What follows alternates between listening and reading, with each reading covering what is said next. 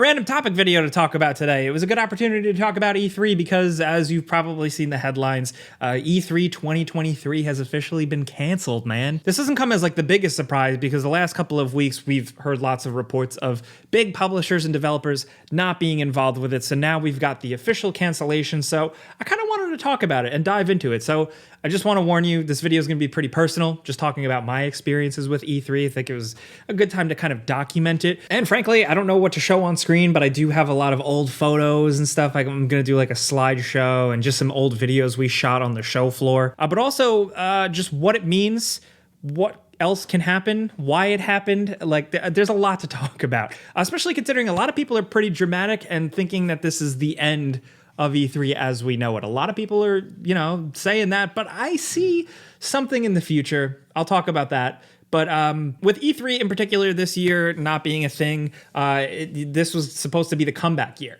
And I think that's what hurts a lot for fans just looking forward to video game news, to people in the industry. A lot of people are bummed because this felt like the year where it would finally be the big comeback. The last in-person E3 was 2019. That was the last one I physically went to. And it seemed like this was the year for the comeback because there was like COVID and cancellations and everything. And ReedPop got involved. So ReedPop are the people who put on Star Wars Celebration, all the PAXs, PAX East, PAX West, New York Comic Con. Like they're a big deal. They can run shit. So for them jumping on with the ESA, it seemed like this was going to be the comeback year. So to hear that it's not is a bummer, but it's not necessarily because they completely fumbled the bag. It also seems like the developers just weren't interested, right? You've heard this from me before. You've probably heard this elsewhere, but like publishers have realized that they can do their own events elsewhere. They can just do a cool live stream or do this or that, and they don't have to compete with a bunch of gaming news being crammed into 2 to 3 days, and they have to spend hundreds of thousands of dollars sending employees, building up a big booth and all that stuff at E3 proper. So essentially this is like the digital age coming in. And I mean, to be fair, for the last couple of E3s, I've been going because I want to, because it's fun, it's good to meet with colleagues, it's good to see things in person, but the cost benefit, like that whole thing, is essentially like most creators I know opted to just stay and cover it from home because it made more sense. You could access more. You weren't stuck running around on a show floor. So essentially with E3 kind of stumbling right now and another year canceled, to me, it seems like it needs to grow with the encroaching all digital future. I say encroaching, but like it's here, right? But it is technically a bummer for a lot of reasons. Say what you will about E3 for all the cringeworthy moments and stuff like that. A lot of us, like older people who play video games, I don't mean like old, but like just people who've been paying attention to video games for a while, enjoying video games. E3 was like the thing. I remember being younger, reading about it in Nintendo Power, GamePro magazine, EGM, all those, reading about E3 and hearing that it's like this like mecca of video game news and announcements in the summer. And it was always something to look forward to. And eventually then it was on TV through G4. And it was just kind of like awesome time to like either skip school or call out of work and just sit there and watch a bunch of game news announcements, Sony's press conference, Xbox, like that whole thing. I feel really happy that like I was at least able to go. Like it was an honor and a privilege to be able to go, to actually finally get myself there. And I always thought that was a good thing for myself and other like budding developers, content creators, reviewers, writers, whatever, to strive to get to, because it's cool to see in person. Like you want to see it at least once. It's a big spectacle. This is when all these companies spend this like too much money on cool statues, larger than life presentations, all this wild shit. And essentially like it was always just like you never know what could happen. So I mean, I've been covering E3 since like 2011, but my first E3 that I got to go to was E3 2014. And I've been going ever since. And every year is just like wild and weird. And like my first E3 2014, I may have told this story on the podcast, but like I walked in, I checked in, I'm walking one of the hallways and Lil Jon walks past me. Just like weird shit like that. Like there are other stories like Miyamoto or Reggie or something like that, but it was seeing Lil Jon as soon as I walked in that was, I don't get like hyped about celebrities, but it's just like weird shit, you know? And really that first year was a good experience for me. Like I remember like I got to see early prototype footage of Dead Island 2, which is now coming out now. It's so weird, but like, yeah, I got to do that. I think that was the year I got to see an early version of The Witcher 3. I think that year or the year after that, I got to see Metal Gear Solid 5. Like, just cool stuff. And it wasn't all sunshine or rainbows for me either, like, not to get weird, but like, I had to pay my own way there. I was able to get access. I was able to apply and get the media badge, but I had to pay to get out there. So I had a couple of friends, and thankfully I was able to cobble together a group of people where we like all stayed in one shitty Airbnb, and I ate just like cereal and those Nature Valley bars for like a week straight to save money. Rough, yeah, but the benefit was I got to like see and cover a bunch of cool games. There are so many stories. Like, I have so many stories, other people do. Like, there's so many weird things have come out about that event and the surrounding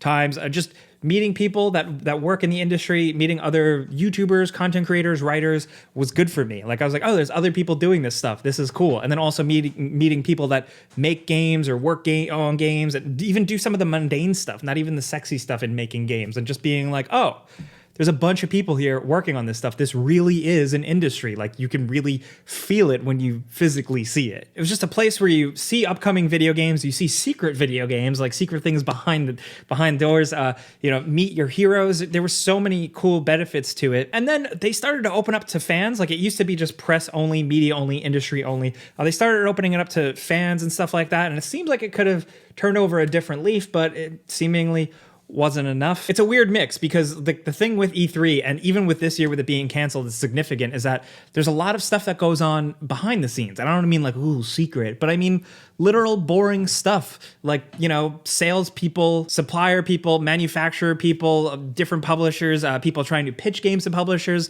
Those meetings all happen here. It's kind of like a gathering place for actual stuff to get done. It's not all just like the glitz and the glam of the announcements and stuff. And that, like, the behind the scenes stuff, the press stuff, like, wasn't even just national, it was international. People from all different countries throughout the world would come to either cover games or conduct business. So now, with what I said in the start, like people being dramatic and really being like, oh, I'm sad, this is the end of E3 as you know it. Or some people being like, good, I hate E3, I'm glad it's dead. Like, I don't think it is. I think that the branding power behind E3 is something that somebody's going to want to latch onto and keep going with. Maybe we'll see the reanimated corpse of E3 come at some point. And it's also interesting to note that ReedPop is still signed on to work on E3. So they're going to be on E3 2024. And when they jumped on to work on this year's E3, they had only started that in, I believe, July or August. So now with them kind of getting groundwork at least in play, hopefully maybe they can convince publishers, because apparently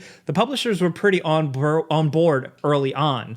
It's just like it started to fizzle out. So I wonder what went wrong there. Maybe that's something that the Expo people can figure out this year, now that they have had more time in this space. And it's worth pointing out that in the gaming world, like events are only just starting to kind of like fire back up. So there is more, but I do think like E3 does need to be completely different, completely redone. Like, gone are the old days where it's just like, a couple of industry people milling about and playing Crash Bandicoot 3.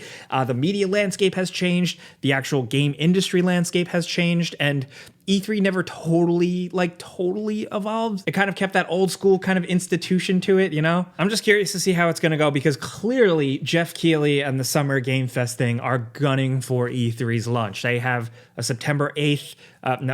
June 8th event where they're going to do like a reveal stream type of thing again.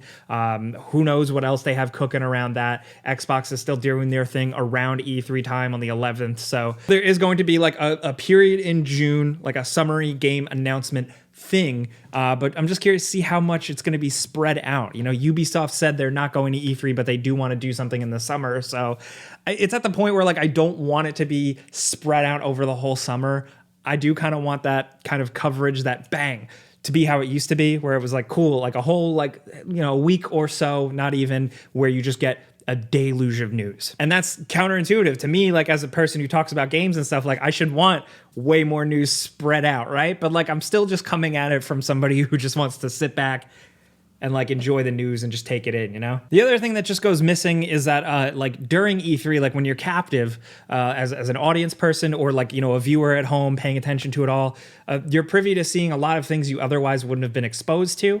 You know, you see some trailers or some events highlighting a kind of middle game or like a, you know, like a not a AAA game, but like a AA game, you know, a B tier game. Like, and then you hear about that game and you go, oh yeah, and then you don't think about it for a while, and then it comes out and you're like, oh yeah, I remember when they announced that. Like, that was nice to have, and I hope that doesn't get lost in this shuffle of the Summer Game Fest, independent publishers announcing their own separate event type things, you know? Because at the end of the day, that's what it all is, right? It's jockeying for attention. All of these companies want to have their big moment for their product that they want to sell to you. Whereas me, I just want to sit down for a weekend and have like Jak and Daxter 4, Metal Gear Solid 6, and like everything all announced at once so I can just cry and go home and be happy. Like I said, we'll see where this goes. Thankfully, there's some cool news and stuff coming this summer, but you know, just diving into the weeds here, I do want to say I think we're going to see or hear of E3 again.